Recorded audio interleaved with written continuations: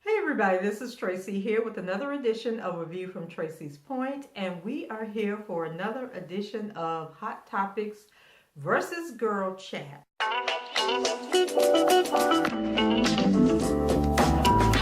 And this is a video where I take the hot topics that were done on the Wendy Williams show and compare them to the hot topics that were done on The Real, and they call their segment Girl Chat.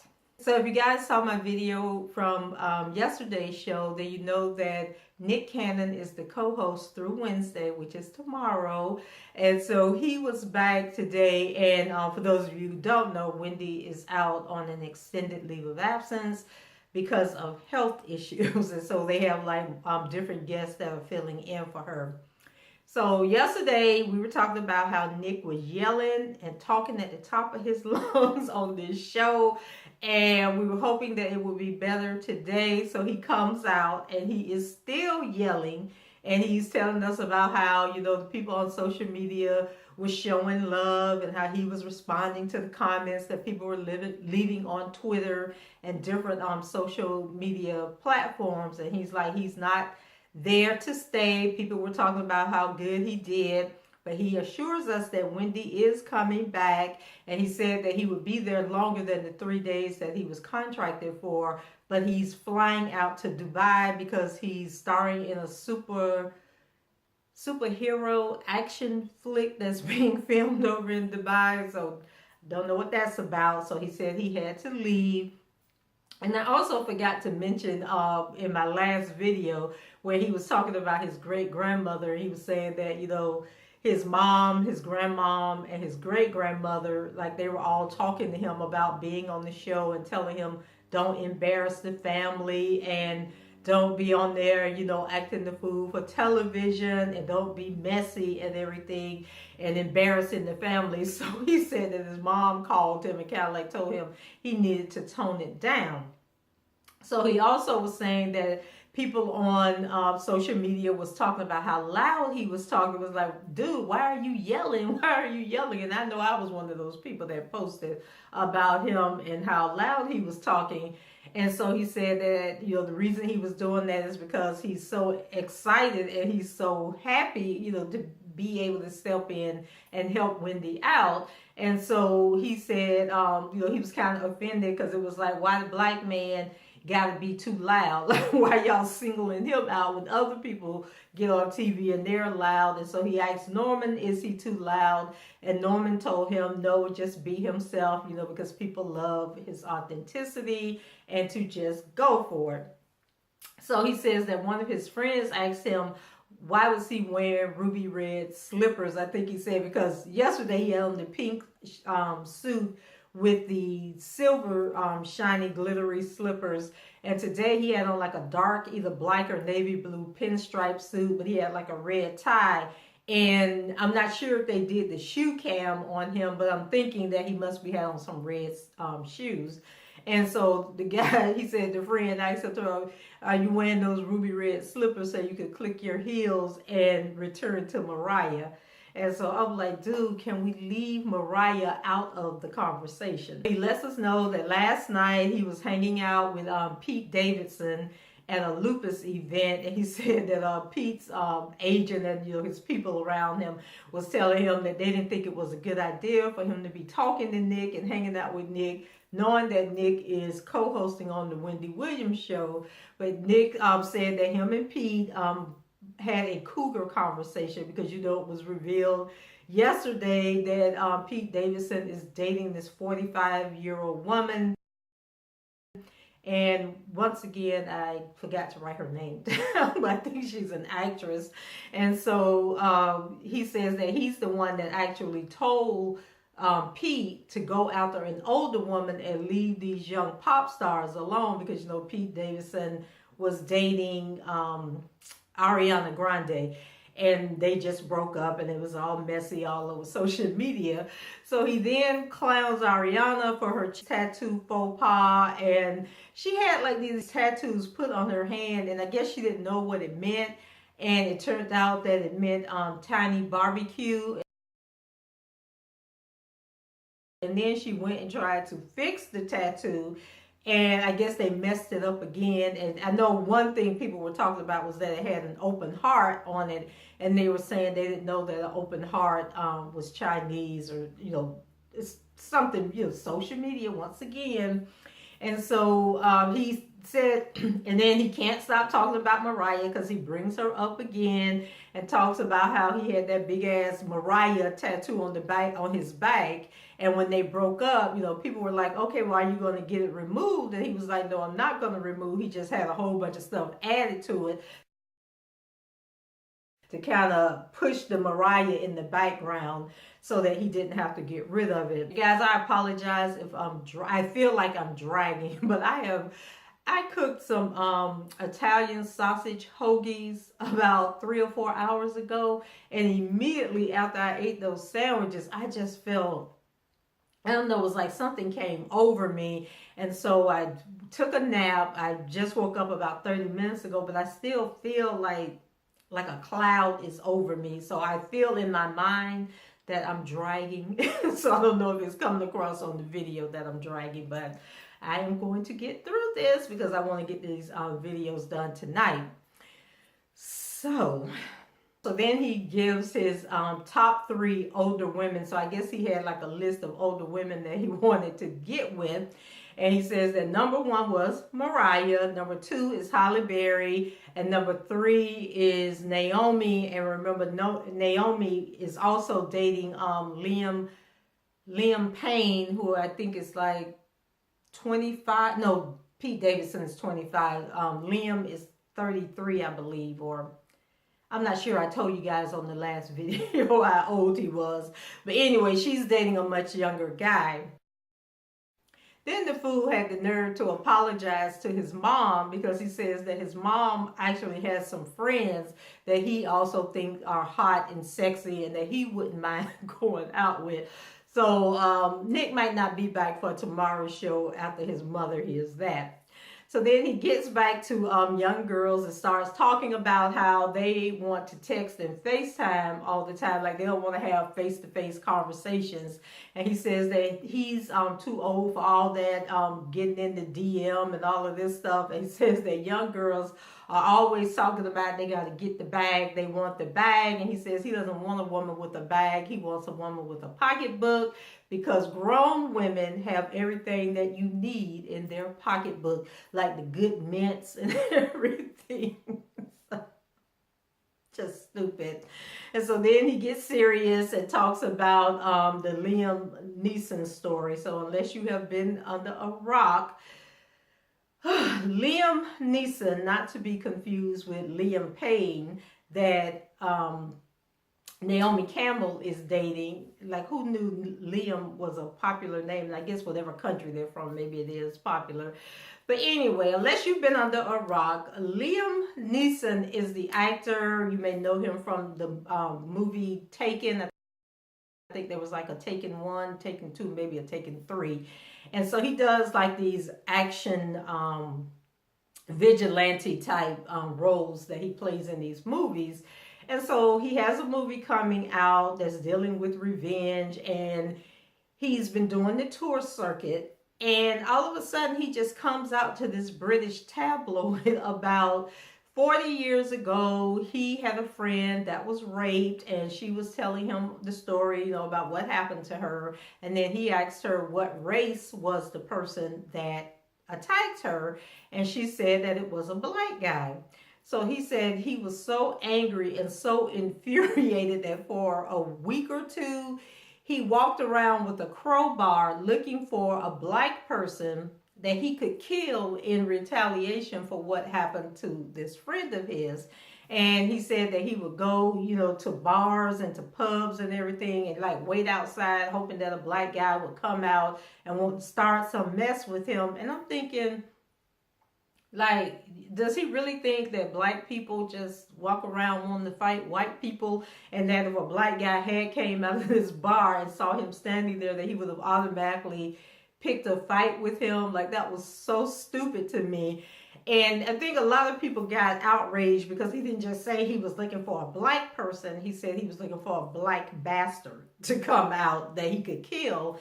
And so he said that, after he had done this for a while, that he started to really reflect on what he was doing and what this meant. And so he said he went and talked to a priest and confessed to the priest, about these feelings he was having. And then he started power walking. And he said that he power walked every day for like 2 weeks. And I guess the power walking helped calm him down and gave him opportunity to think about what it was that he was doing. And so, everybody was clowning him about the power walking part. But I know when I am stressed out and I'm going through stuff, and I've even shared with you guys videos where I'm out walking the Skyway Trail near my house. But walking does help you, okay? It does help you think things through. It gives you time to reflect and cleanse your mind. Now, I don't know if it would help me not kill somebody, because I've never, really wanted to kill anybody. So I don't know, but that's how he said he dealt with it. So what did Nick have to say about it? So Nick says when dealing with racism, he was bothered that Neeson asked a friend the race of the rapist. So he said that stood out to him because it was like, what difference did it make if it was a black person, a white person? Why did he ask what was the race of the person? And then he starts clowning him, saying that, he was going to the pub looking for a black guy when everybody knows that we're not at the pub, we're at the club getting turned up. And he feels that that Neeson was oversharing, and that racism is about power and systemic oppression of another group of people. And then he talked about how Neeson had went on Good Morning America this morning and said that he would have felt the same way whether the guy was Irish, white, whatever. And he was actually being interviewed by Robin Roberts as he was telling this story on Good Morning America. And she had asked him the question, would it have mattered if she had said that the guy was white? And so his response was, it wouldn't have mattered. So then Nick was saying, you can't walk racism off. It's, funny when you listen to him saying this. He says, but he thinks that Liam is caught up in the movie roles, because if you try that in New Jersey, it's not going to go off too well. And then I've heard other people on other talk shows and everything talking about how when he was talking about, telling the story, it's as though the story was just happening and he was acting sort of like he was one of the roles that he's played in the Taken show. And so they don't know if maybe dementia or something is setting in, and he's kind of confused with reality and these roles that he's playing on television. And we don't even know if this actually happened, or maybe he's just telling this story to garner attention for the movie. But whatever the case was, I think that some things are best left unsaid. You ain't got to share everything. And so as the day went on and he did more interviews, he was trying to explain that what he was trying to say is that people change over time, that life experiences teaches us a lot of things about ourselves, and the way we felt, at one point in time in our life and how we would have handled the situation back then is not necessarily how we would handle the same situation today. And Nick wrapped it up and was basically like, okay, so go see the movie this weekend. It comes out this weekend. And he goes on to talk about when Cardi B and Offset were upset with each other.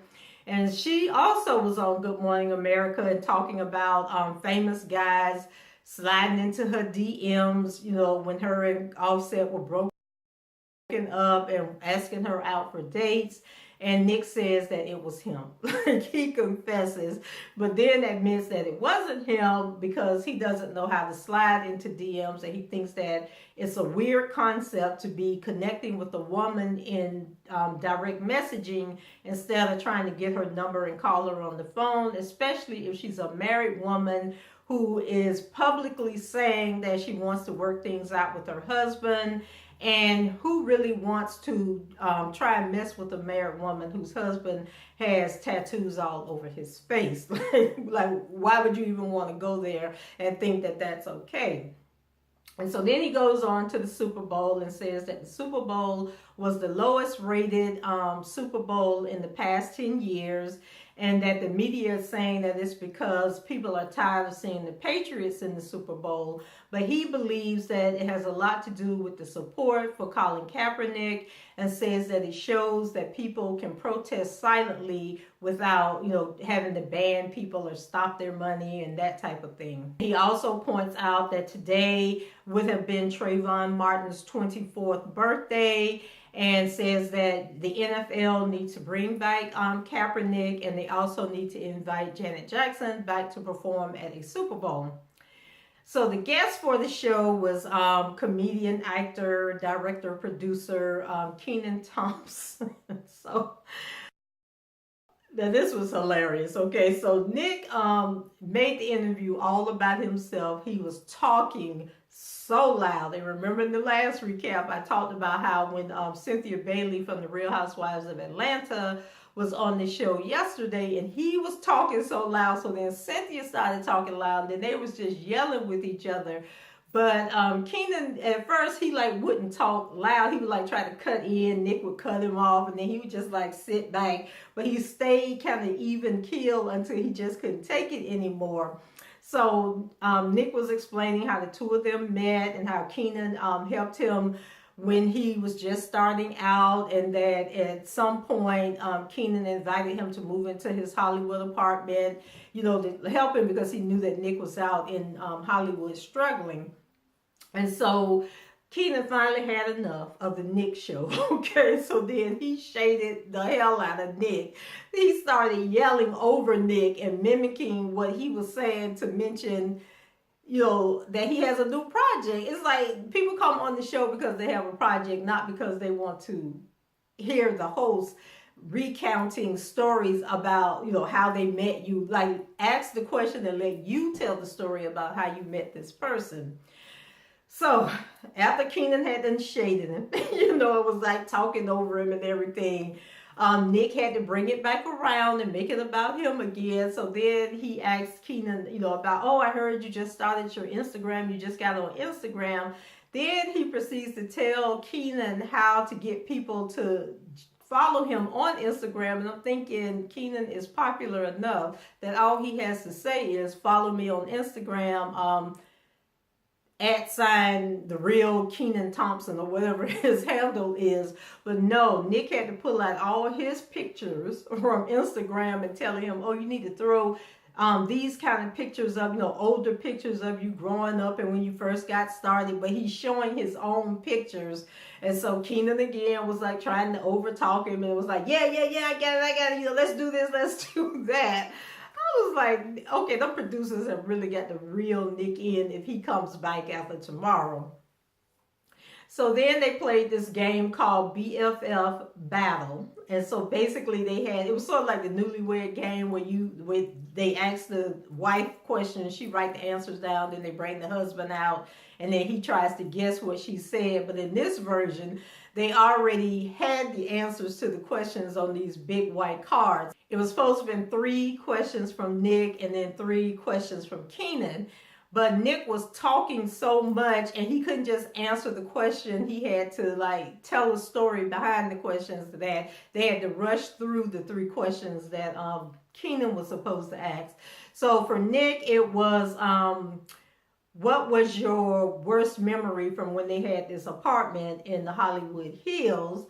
And so Kenan said that it was when their jacuzzi broke, and Nick said it was when the toilet clogged. And then he went on to tell the story about the toilet had been clogged and backed up so bad that I guess sewage was coming up out of the drain or something and flowing down the street, and then the neighbors was coming to tell them there is crap rolling down the road, which was really gross. Then he asked what was the favorite candy. Oh, then Nick asked what was his favorite candy, and so Kenan said that it was, he didn't know the name of it, but it was this really hot, spicy candy, and he called it Tabasco candy. And then Nick said it was Mexican candy, but it was the same candy that they were talking about. And then Nick asked, what type of women does Nick like? And then Kenan said famous women, and Nick's answer was famous older women. So then the questions that they rushed through was, what kind of car did Keenan drive when they first met? And it was a 4Runner. They both got that right.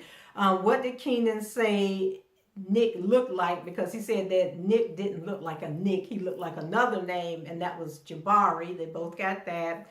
And then what was Keenan's favorite dish that Nick's grandmother made, and they both got tacos. So that was it for the Wendy Williams show. Now moving on to The Real.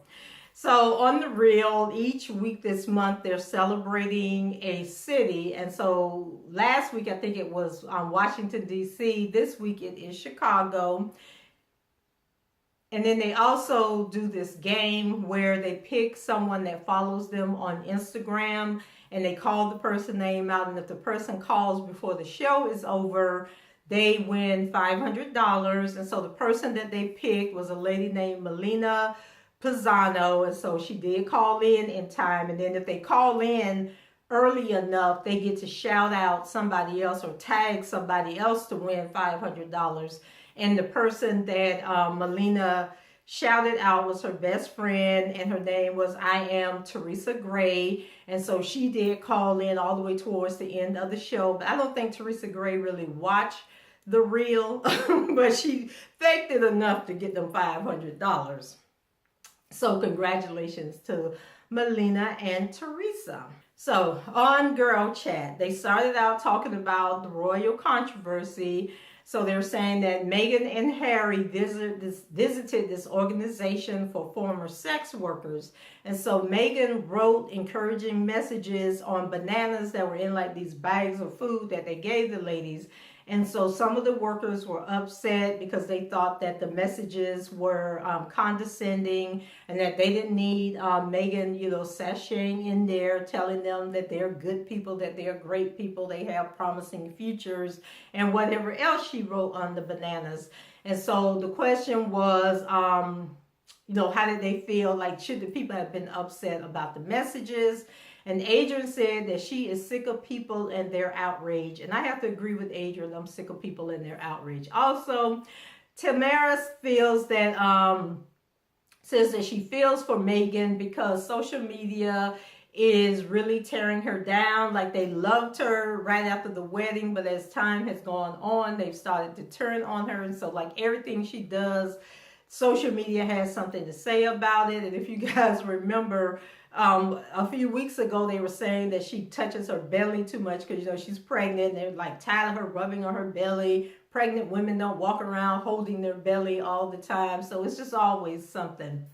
Then Jeannie says that what sex workers don't get is genuine love and attention. So she would think that Meghan Markle personalizing the bananas, was a moment that should have been special to them, and that she is encouraged by people doing good deeds, and that people just need to chill and be grateful for what somebody else is willing to go out of their way to do for them. So Lonnie says that she wrote on the banana, like she was all shocked. And she said that she felt that her writing on the banana was lost money because I guess if she had written on a piece of paper or something else, then the sex workers or the former sex workers could have sold it on eBay. But because it's a banana, the banana is going to rot over a few days, and then if people can't sell it, you're not even going to be able to see the writing on the banana. And then Lonnie also says that when we peel back the banana, no pun intended, that Meghan is setting herself up for ridicule and she needs her mother there for support. And that the same thing happened with Princess Diana. And I can understand that whole thing about needing her mother there because, like, my daughter, she had a baby in November. She lives in California. I'm in Florida. And so, like, when she's feeling overwhelmed, I can just tell when she's calling me, like, what she would really love is for me to be there, like, sitting next to her, holding her, telling her, she's a great mom and everything is going to be okay. But I can't do that. Like, I can't fly to California every weekend, but as a mother, I can understand that. And then for Meghan's mom to be in the United States and she's over there, in the UK, in Britain, then I can imagine, like, it's probably, and then she's pregnant on top of that. It's probably really hard for her. So then they go on to cover the Liam Neeson story, and they called it his traumatic experience. So many people on social media wants him banned. You know, they want to boycott the movie. They said that George Johnson says they talked about a guy named George Johnson who's black, and I need to go find that tweet so I can drop it in this video. A flat-out racist and want him permanently banned from the Oscars, while others saw a bigger issue at hand, like activist George M. Johnson, who tweeted, "Liam Neeson is definitely a reminder that there are folks who walk around hoping to provoke black people so they can kill us. A lot of them are..." So Adrian believed that it was really sad how bad he wanted to go out and destroy a black person for the actions of another person, and says that racism happens on both sides, and that she compared it to the movie The Black Klansman, which I didn't watch, so I really have no reflection on that. But says that she's glad that, you know, it came out and he was able to share that he had these feelings. So then Jeannie says that, you know, she read the transcript from the Good Morning America interview, and, you know, she was really bothered by it because he was generalizing a whole group of people based on the actions of one person, and that she feels that it's been 40 years and she wants to know what has he done since then to make sure that he doesn't have a recurrence of feeling that way, of wanting to hurt a person.